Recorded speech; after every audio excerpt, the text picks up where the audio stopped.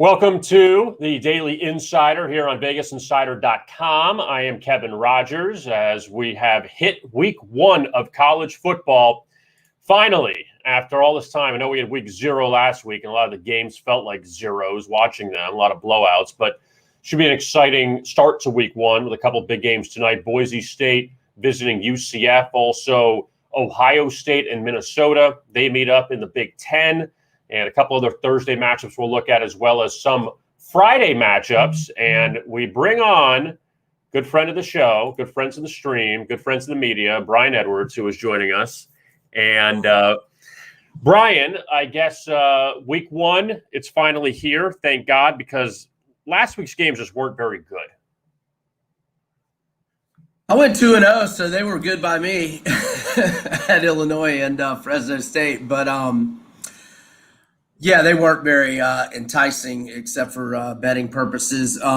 We've got great games this week. I mean, in fact, I did a little ranking of them. I've got the Uno, Clemson, Georgia, number 2, UL Lafayette at Texas, number 3, Penn State at Whiskey, number 4, LSU at UCLA, number 5, Indiana at Iowa, number 6, Bama versus Miami, number 7, San Jose State at USC. Careful, Trojans, careful. Boise State at UCF, Ohio State at Minnesota, North Carolina at Georgia Tech. There's 1 through 10. So which game, before we get to tonight's games, which game on Saturday are you the most interested in? One game only that you'll watch wire to wire you're most interested in, and don't say Florida FAU. Oh, I'm not. Clemson, Georgia. But I am most heavily invested in the Ragin' Cajuns in Austin and the Gold Tigers out in Pasadena. But yeah, Clemson, Georgia is the no-brainer, the Uno this weekend.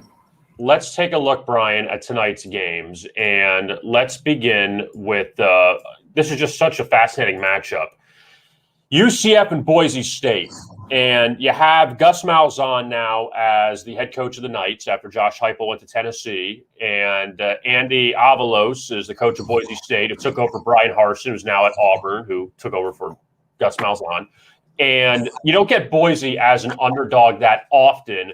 UCF, after looking back at them last season, 3-7 against the spread, but they were a big favorite in a lot of those games they didn't cover. They had the close loss to Memphis. They had the close loss to Cincinnati. They were up big in both those games. So with all that being said, what are your thoughts on Boise State and UCF?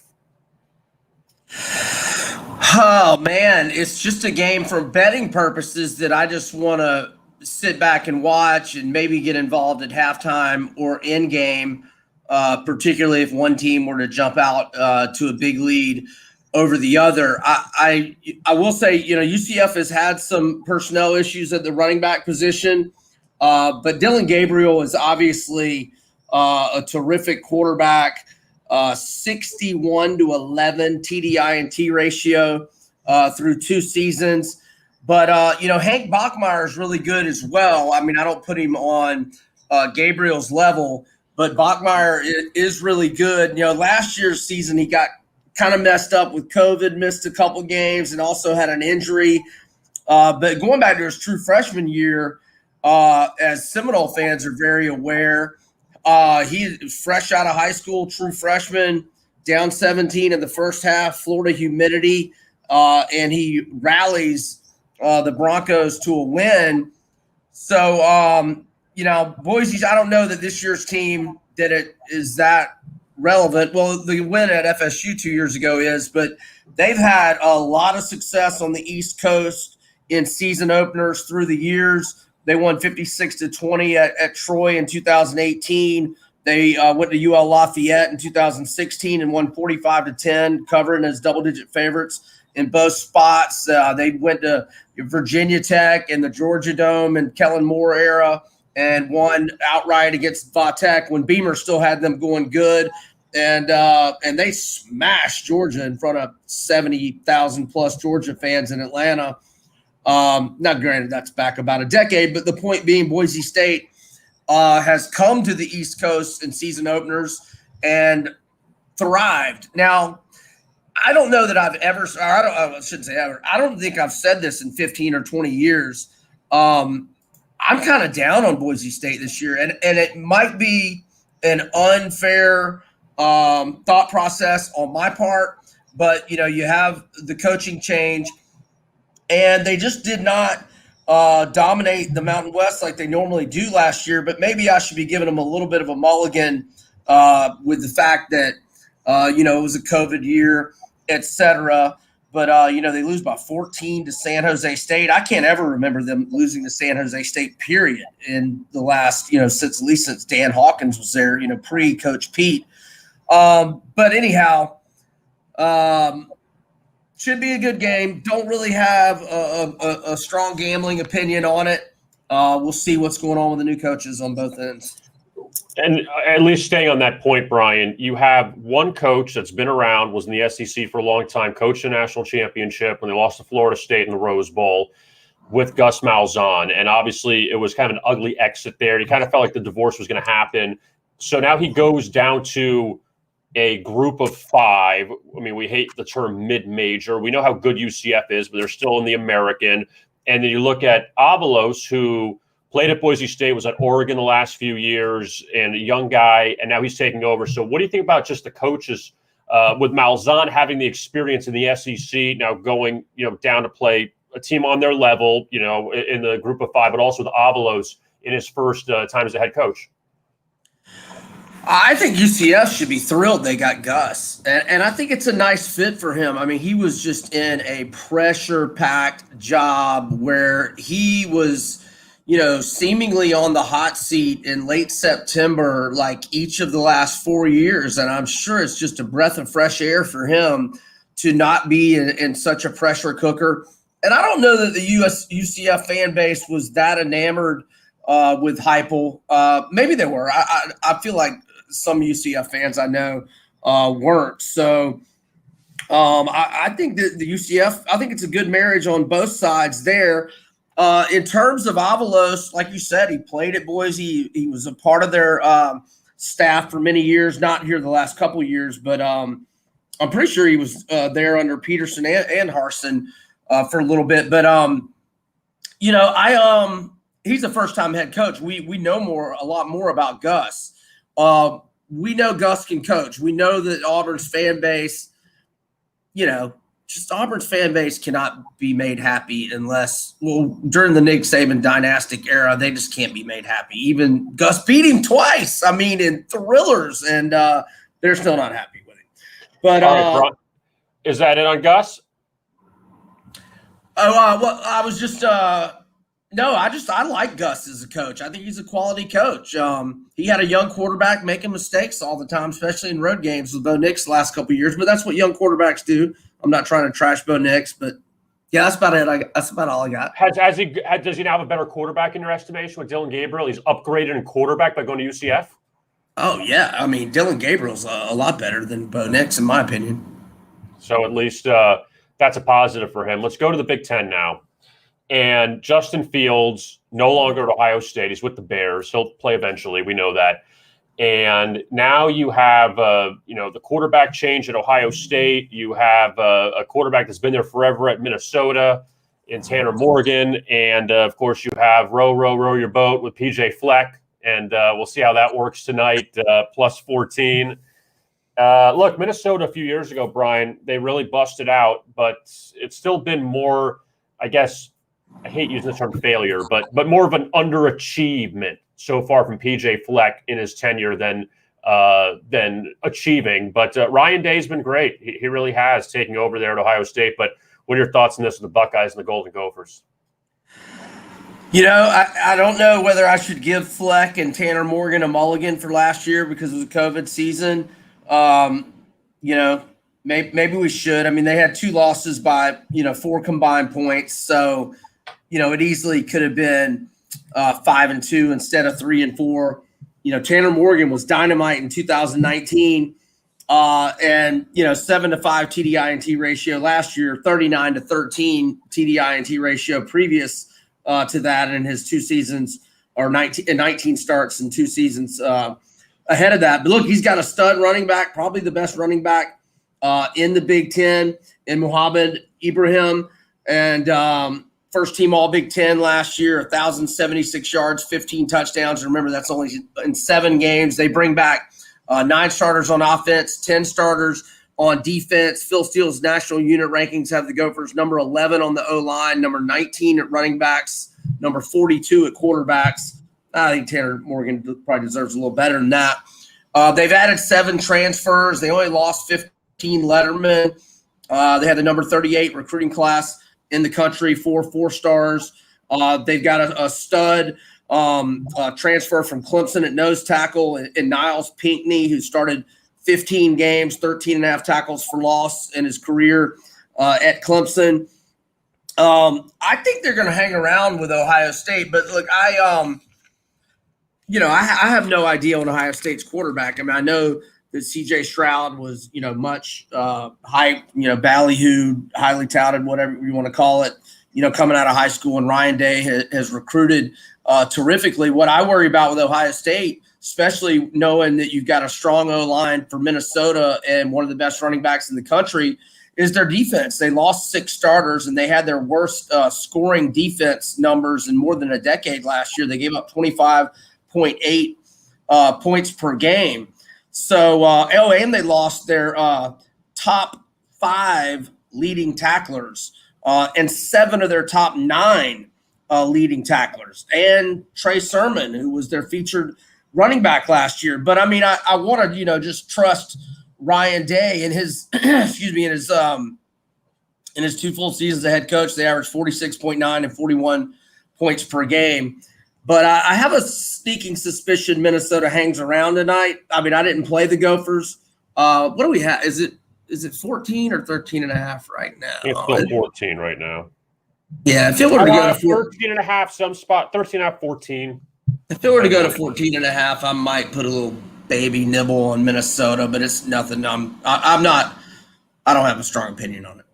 Let's look at another game on the card tonight, Brian. East Carolina and App State. They play in Charlotte, and it's very interesting because App State, part of that trio atop the Sun Belt, along with Louisiana and Coastal Carolina, teams that are trying to win that conference. And East Carolina, who, again, bottom tier team in the American, that they've had a couple of big covers or covers as big underdogs. This number has dropped. App State was about a 13-point favorite, when this opened up. Now it's down to 9, total at 56.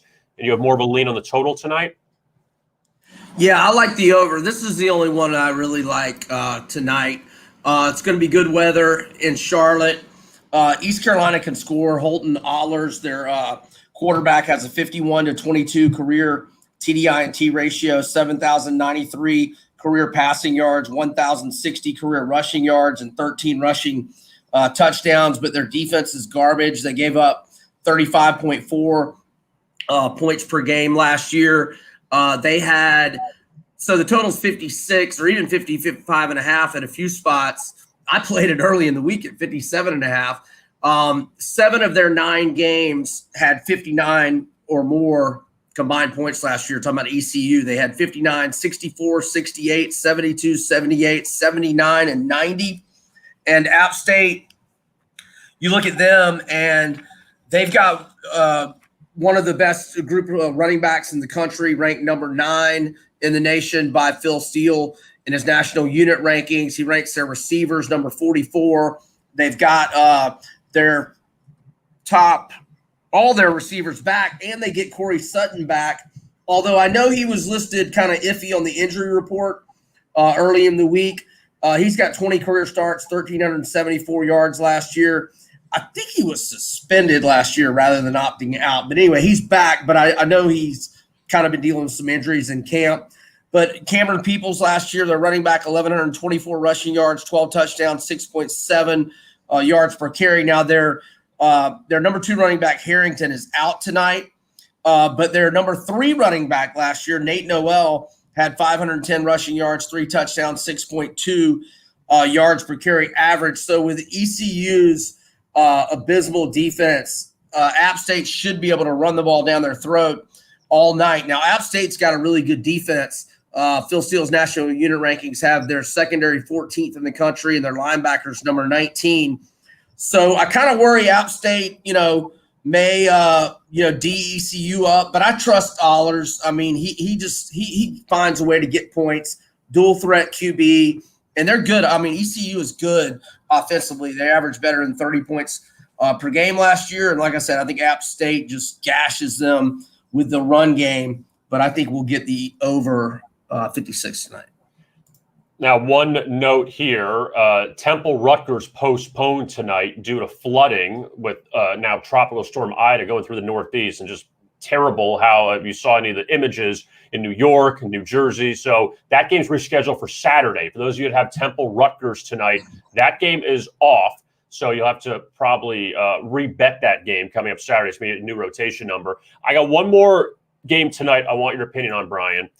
And it's your Rocky Top, Tennessee, laying 37 to Bowling Green with Josh Heupel, all the hype, going to Knoxville. And look, Bowling Green is not very good. Bowling Green is one of the worst teams. You're so kind. I know, that's actually a compliment. They're pretty terrible. But they one of the worst teams in the FBS. They go to Tennessee. This number has just flown off the board. It's up to 37 now. And Tennessee is winning this game. I think we all know that. But it's just about, can Tennessee cover? Is this too rich, or is Bowling Green that bad? This is how bad Bowling Green is. Akron was on a 21-game losing streak going into the regular season finale last year against Bowling Green, and the Zips beat Bowling Green 31-3, even though they had lost that many games in a row.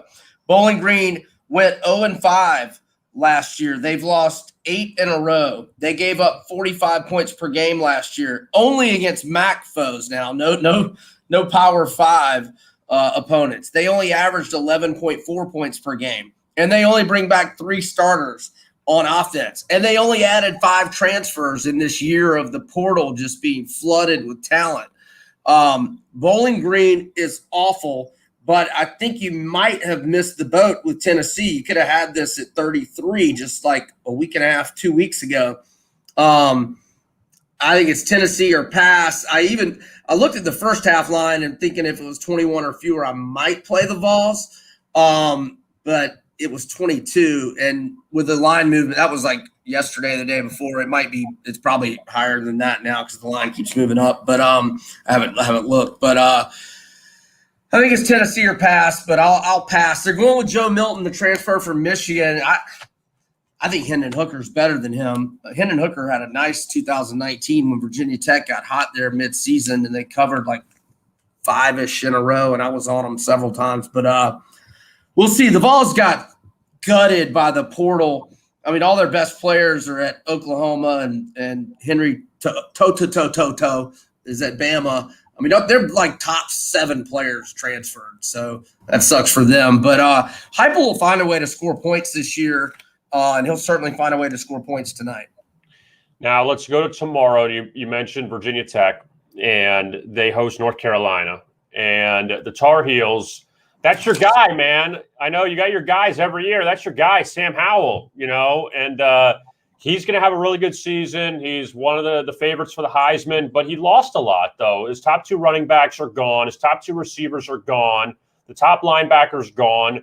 That you say North Carolina laying points in the road, they could score, but now they got to reload. Yeah, not only did he lose his 2 best receivers, Diami Brown and Daz Newsome, but he's got some receivers banged up right now. I know Bo Corrales is out. And 2 of their other receivers were questionable early in the week. I still think it's North Carolina or pass. I think Fuente is this is definitely hot seat season for him. He won 10 in his first year, 9 in 17, 6 and 7 in 2018, 5 and 6 last year. He's had 2 losing seasons in 5 years. They had a lot of guys transfer. I don't think Burmeister is the answer at quarterback. I'm down on Vatek this year. There are some things that concern me with UNC, but I definitely lean UNC in my contest where I've got to pick 25 games. I pick UNC. I don't think it's going to make the cut of my plays. I will say, I mean, obviously, I'm not saying Ty Chandler is of Michael Carter or Javonte Williams' ilk, but Ty Chandler did start 26 games at Tennessee. He does have 2,046 rushing yards, a 4.9 career yards per carry average. So I think he'll do pretty good filling in as the new starting running back. He's kind of a smaller dude. He's not necessarily a 25 carry a game guy, but they've also got some other running backs that they've recruited, DJ Jones, Elijah Green, that are gonna help Chandler out. North Carolina's gonna score points. They might have the best QB in the country. I lean Carolina. Now, another game tomorrow night, Brian, that's going to not be as exciting as far as from a scoring standpoint. Michigan State and Northwestern. And another one of your favorite people in the world, Pat Fitzgerald. He's laying points at home against Sparty. And we saw Michigan State last year. They had that big win over Michigan early in the season. And, this isn't exactly going to be one that you're going to see a ton of points in. No, this will not be a thriller. In this year with all the, with COVID, the free year eligibility and all, Northwestern's got some of the lowest returning numbers in anybody in the country. They lost 30 lettermen. They only have 4 starters back on each side of the ball, so only 8 of 22 starters returning. They got the transfer Helinski from South Carolina, but he did not win the job. Hunter Johnson won the job. Now, remember, Hunter Johnson, when he signed with Clemson, which seems like many moons ago, he was a 5-star, and some publications had him the number 1 quarterback in the country. And he was there. I think he got there a year ahead of Trevor, and then when Trevor got there, he saw the writing on the wall. He transferred to Northwestern and got off to a horrible start in 2019 when Northwestern's offense was so atrocious. I mean, awful. And by the way, I know I used to love Pat Fitzgerald. He lost me when I bet on him against Kentucky in the bowl game, and he didn't give it to the school's all-time leading rusher on like 3 different 4th and 1s that they didn't get, and I lost a lot of money on that game. And then the bad beat against Stanford in the 2019 opener. But where I was going with that is Hunter Johnson got off to that abysmal start. In 5 starts, they went 1-4. Other than the UNLV game that they won 30-14, they scored 7 against Stanford, 10 against Michigan State, 15 against Wisconsin, and 10 against Nebraska. But I came to find out later that his mother had been diagnosed with cancer that year, and when he got benched a couple weeks later, he ended up leaving the team. I don't even know if his mother survived cancer or what, but I know that, I found out later that, he was obviously going through some stuff during that season. So maybe we should give him a mulligan, man. He was a 5-star coming out of high school, but he's never really, the only time he's really gotten any significant playing time was that start of the 2019 season. And he was awful, but he was going through things off the field. And then they had the Indiana transfer, Peyton Ramsey, win the job last year. But now he's got a fresh start. And maybe, the fact that he beat out Ryan Helinski makes me think that maybe he's playing good ball. And I lean Northwestern. I probably would have taken it, but I saw it went to 3.5 with the hook on it. I'm just not that enamored by it. But both – Northwestern's kind of transitioning. They lost a lot of people, but Michigan State is awful. I will say Sparty, they did raid the portal, though. They got I'm sorry, get to their page here. The quarterback from Temple. Well, I'm not excited about that because Anthony Russo has a 44-32 TDI-NT ratio. You know what that's called? That's called the Jameis ratio. That's great. I love it. Jabu, shout out. My man. No, I was going to say they got 14 transfers, 12 from Power 5 programs. So they've got an influx of talent, but they were 2-5 last year. D'Antonio, that thing really slipped on him fast at the end.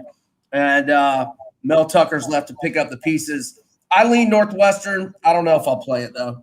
You know, it's interesting. People, I don't know if they remember this, Brian, but Michigan State was 2-5 last year. The 2 wins came at Michigan, getting 22. They won by 3, and against Northwestern, getting 13.5. They won 29-20. So they had 2 wins as double-digit underdogs, over 2 touchdown, double-digit underdogs, and now you're getting just 3.5. Kind of an interesting little line swing, even though Michigan State the last 2 years has beaten Northwestern. But like you said, Michigan State, in rebuild mode. And D'Antoni did a really good job for a while. Things kind of fell apart. They had a good 17 season. 18 was 19 was and then last year, I guess everyone we got to kind of throw out last year. Is that fair? I mean, besides Alabama, like you just got to throw out last year because teams are playing 7 games. The Pac-12, some teams played 4 games. Like, I mean, you just got to move on from it, right? Well, with the Big Ten and Pac-12 for sure, because they had such small sample size, and you got to remember a lot of those teams had guys test positive for COVID and they were out for 3 games. Like kind of like Illinois had to play 2 games with their 4th-string quarterback last year, and they only had 3 home games and 5 road games. And look at Belima; he still knows how to win in the Big Ten. And if Scott Frost doesn't figure out soon, he's gonna be gone.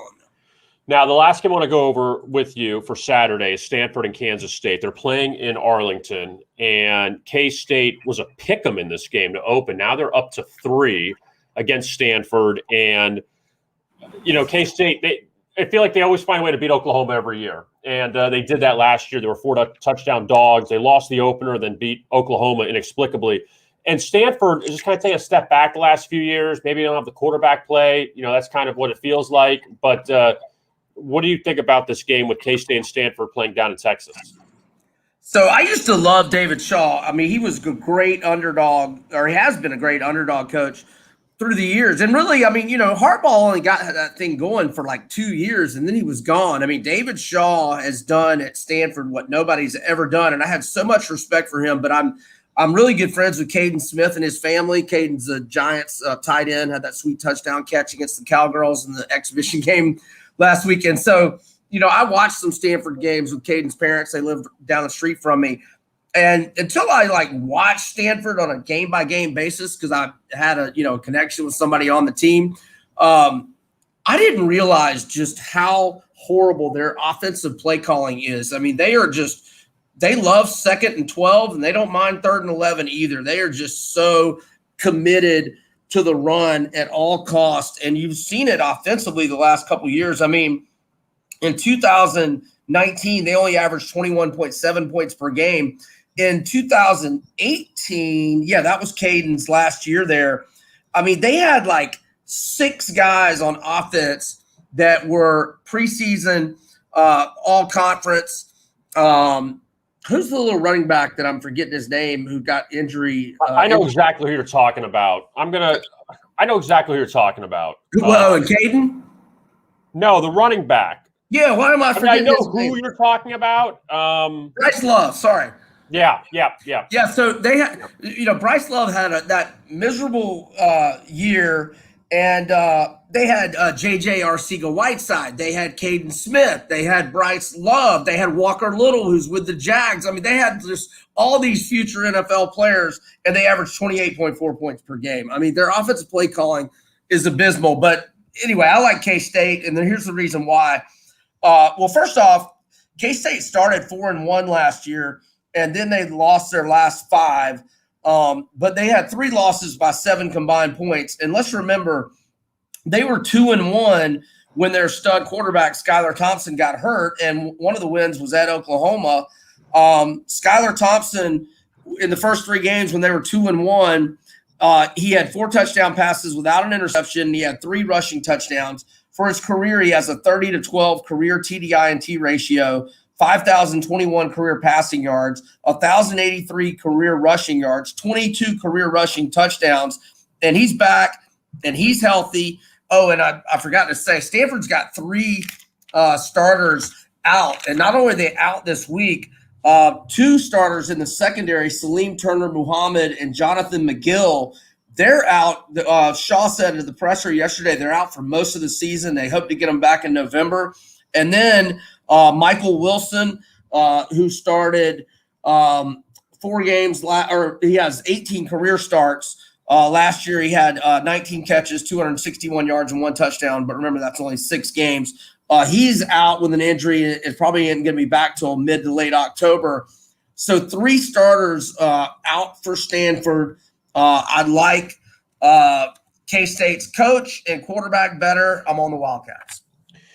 Now, we didn't go over any of the bigger games, Alabama, Miami, Clemson, Georgia, LSU, UCLA. You could find the breakdown from Brian on those games on our free picks page on our college football arena, and you could find them there. Brian has a comprehensive breakdown of those games and plays on those games. You could find that on our college football arena under free picks. And that's why we didn't go over those. Now, before we let you go, Brian, anything else on Saturday that sticks out to you besides those big games? I know you really like Kansas State, but anything else that you're kind of looking at right now? Well, I think we discussed on the video that you mentioned Alabama -10 in the first half. I'm on Clemson -3. Watch out. Sark better have his boys ready in Austin because UL Lafayette, the Raging Cajuns, are legit, and they're not coming there to cover. They're coming there to win outright. Levi Lewis, 54-14 career TDI and T ratio. They won in Ames last year, 31-14 to start the season. Also won at UAB, Conference USA champs. Also won at App State last year and went 6-0 on the road. I think that's about all I got, K-Raj. Follow me on Twitter at Vegas B. Edwards if you will. Oh, that's on the screen. It's on the screen. We got it hooked up, man. It's on the screen. Brian Edwards, you can find him there on Twitter. He joins us here on the Daily Insider. He joins us weekly. So, and we got NFL coming up next week. So looking forward to that too. Like the Titans -3, if they're still -3. I don't know if they are. Against the Cardinals, against Cliff Kingsbury and the Cardinals. Yes, sir. I'm looking right now. Still -3. Nice. Yep. So we will talk to you next week. week.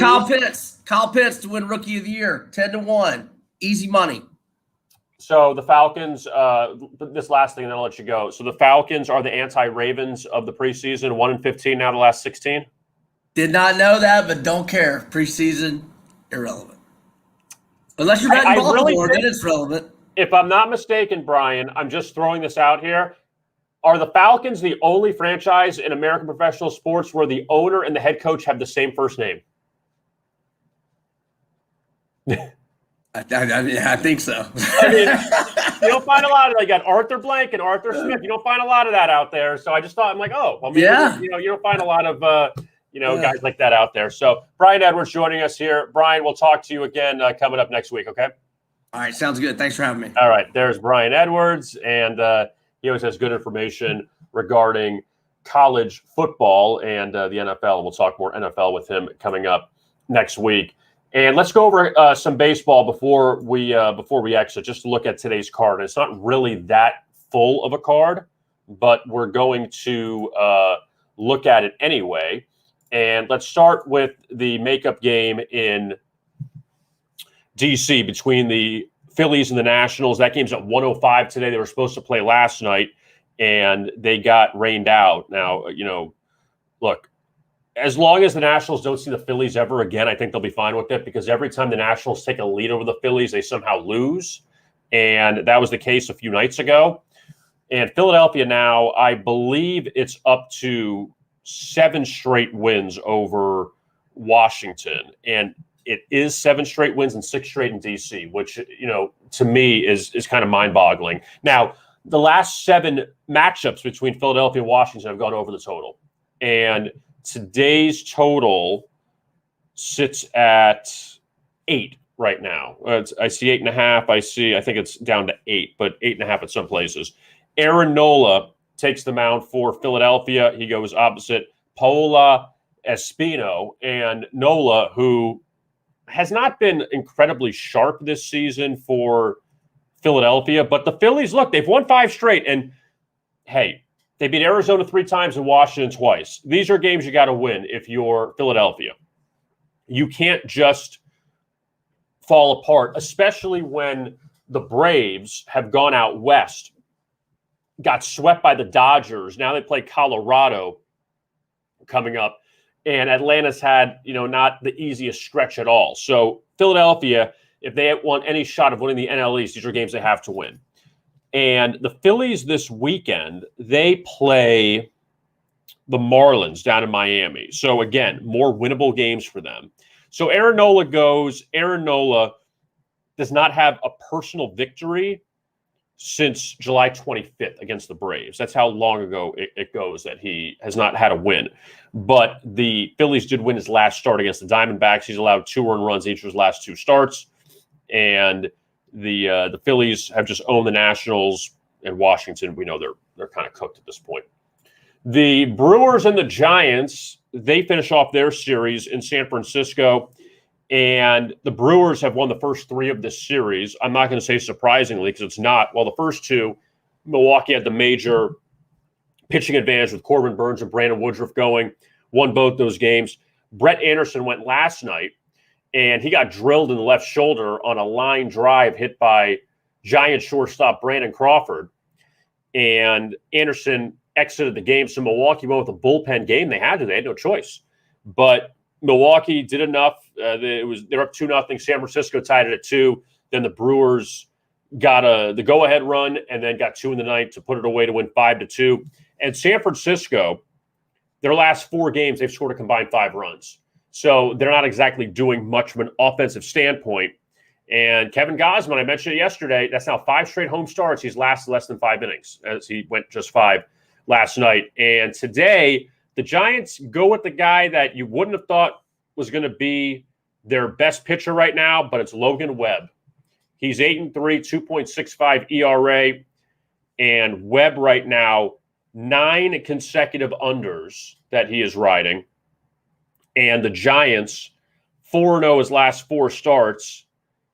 The last time the Giants lost a start he made came against Milwaukee, 2-1 defeat back on August 6th, but he went 6 innings, struck out 9. So he pitched well in that one. And Milwaukee going for the sweep today, getting them as a big dog again. You're getting them as a big dog. And Eric Lauer, the left-hander, he lost his last time out as a favorite. Now he's in the dog role, which he hasn't really been that often. But he's been pretty reliable for the Brewers. So I don't know if you want to take a shot again and say, hey, Milwaukee can get the 4-game sweep. Maybe do that. Marlins and Mets, it's pretty barren because there's no line on the game just yet. Carlos Carrasco due to pitch for the Mets, and the Marlins still don't have a starter. This game postponed last night due to the bad flooding in New York with Tropical Storm Ida, and the Mets took the first 2 of this series. One was a continuation of an earlier game that was suspended, and then the Mets won the second game. And New York, all of a sudden, they've won 3 in a row. They're on fire. Thumbs down for the Mets. They've won 3 in a row. And the Marlins right now are on an 0-4 stretch to the under. Now, let's look at actually, I think it's 4 straight for the Mets now. Let's take a look at the night action. And the Pirates play the Cubs. Yep, it's on the schedule, so you got to take it. Right, or at least look at it. And the Cubs have actually caught a little bit of fire of late because they took 2 in Minnesota over the Twins as some nice dog prices. They've won 3 of 4, and 2 of those wins they had shutouts. So the Cubs playing a little bit better, and the Pirates, they were in Chicago the last few days playing the White Sox. Now they have a nice downgrade by playing the Cubs over this weekend. Cubs swept the Pirates last time they met, but it's been a few months, and that was a much different Cubs team. And Mitch Keller takes the mound for Pittsburgh tonight, gave up 7 earned runs his last time out against the Cardinals, but Pittsburgh came back and won that game. So the Pirates have won his last 2 starts. And Keegan Thompson starts for Chicago. He has not been good. He's allowed 7 runs in 6 innings in 2 starts, and the Cubs lost both those games to the White Sox and to the Royals. This is actually a pretty good game out in Colorado. The Braves and the Rockies. Touki Toussaint starts for Atlanta. Chichi Gonzalez for Colorado. And the Braves off a 3-game sweep at the hands of the Dodgers. But to give Atlanta a break, Julio Urias, Walker Buehler, Max Scherzer, that's who you face the last 3 games. 2 of those losses by a run each. So I'll cut you a break. They were 16-3 in their previous 19 road games, and they played a lot of below 500 teams. Colorado, granted, one of the best home teams in baseball, is still a team with a losing record. They rallied from a 5-0 deficit yesterday to beat Texas 9-5, snapped a 2-game skid. They avoided the sweep. So now Colorado with 2 pretty tough series at home, Atlanta, then San Francisco. Then they go to Philly and Atlanta. So the Rockies, not an easy stretch anymore after, they played the likes of Texas and Arizona and the Cubs. I know they took 2 of 3 from the Dodgers, very heavy dogs. But the Braves throw out Toussaint, who actually has been decent in his starts. He's been good as a favorite, 4-0. The Braves are 4-0. His last 4 is a favorite, even though his record is only 3-2, 3.60 ERA. And you wonder now with the Braves if they can come back this weekend. They've gone through a little bit of a rough stretch. I mean, look, they won 9 straight road games against Baltimore, Miami, and Washington, teams they should be beating. And they did a good job by winning all 9 of them. But then they got the Yankees, who they lost to. They lost twice to at home. They took 2 of 3 against San Francisco at home. Then they got swept by the Dodgers. So you're playing quality teams now. Now you're going back to their next 4 series are against the Rockies, the Nationals, the Marlins, and the Rockies. So the Braves now have an opportunity to kind of bounce back here, which you would think they would do. Only 3 games in the American League. The A's and the Tigers. Oakland was up comfortably over Detroit last night. And I think the wheels kind of fell off the wagon for Oakland. The A's had won 3 straight. They were up comfortably. They were up 6-3. It seemed comfortably. And then Detroit scored 5 unanswered runs. So the Tigers' offense finally busted out. And they won 8-6. Detroit's offense had been terrible. And they snapped a 4-game skid by beating Oakland last night. Today, Frankie Montas goes for the A's. And he continues to have a pretty good season, even though the record may not reflect the 10-9, but 3.66 ERA, 167 strikeouts, 4 straight unders for Montas, and 9 of the last 10 he's gone under.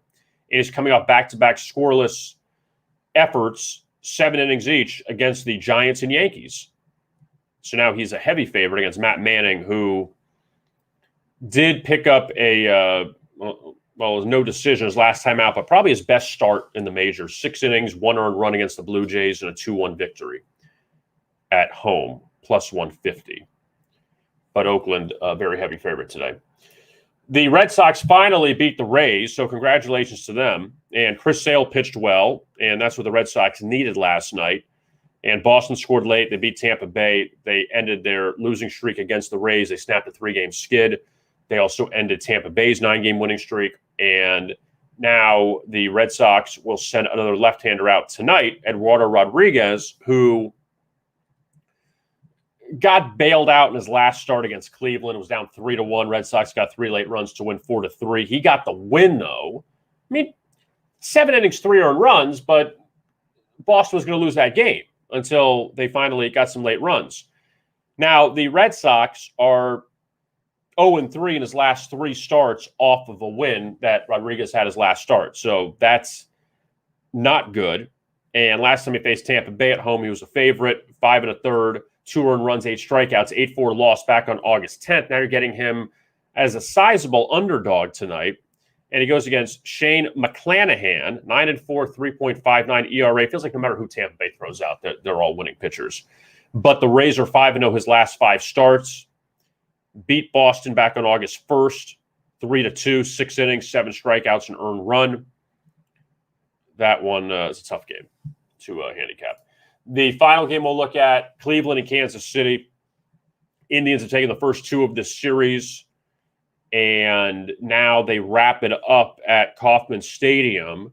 Tristan McKenzie, who has been pretty solid his last few outings, he's allowed 1 earned run in 15 innings of work, 19 strikeouts, 1 walk against Detroit and against the Angels. So that's pretty good. He went 7 scoreless innings against Kansas City, 1 hit, 9 strikeouts, 2-1 win back on July 9th. So keep that in mind. Royals have gone backwards. They've lost 3 straight since they went on a nice run on their road trip. Mike Minor, 8-11 record, 5.30 ERA. He's winless his last 5 starts for Kansas City. He's given up 3 earned runs each time. I mean, the numbers are pretty consistent. He's going to give up runs. He's given up 2 home runs, in fact. In 4 of his last 5 starts, 2 home runs each. So you wonder who in the Indians will hit a homer tonight. It's just the numbers say so, that he will yield a home run. But as far as what Minor has done against the Indians this year, he's lost them twice. 4 innings, 6 earned runs in Cleveland back on July 10th, and 5 1/3, 3 earned runs, and a 7-3 defeat at home back on May 4th. So Minor 0 for 2 this year against Cleveland, and they're trying to avoid the sweep at home. So that's the look at Major League Baseball for tonight. Again, we have no NFL because they're off this weekend, and then they'll be back next week. Next Thursday, in fact, Dallas and Tampa Bay, they will kick off the season at Raymond James Stadium in Tampa. So looking forward to that and a lot of NFL talk. So we will have the NFL back, which will be a lot of fun. And we are scheduled to have Kyle Hunter on the show tomorrow, talk more college football with him. He'll look ahead to the weekend as well. So looking forward to that. My thanks to Brian Edwards for joining us, talking a lot of college football for tonight and for tomorrow. It is underway, thankfully. And if you missed any of the live stream, you can find the replay on VegasInsider.com on our homepage. Just look for the Daily Insider. And also you can find our YouTube channel at Vegas Insider as well. So in case you came in late, you can always find the replays there on our YouTube channel. Don't forget to like and subscribe to them as well. I am Kevin Rogers. Thanks a lot for watching today's edition of the Daily Insider, and we'll be back with you tomorrow at noon Eastern right here on Vegas Insider.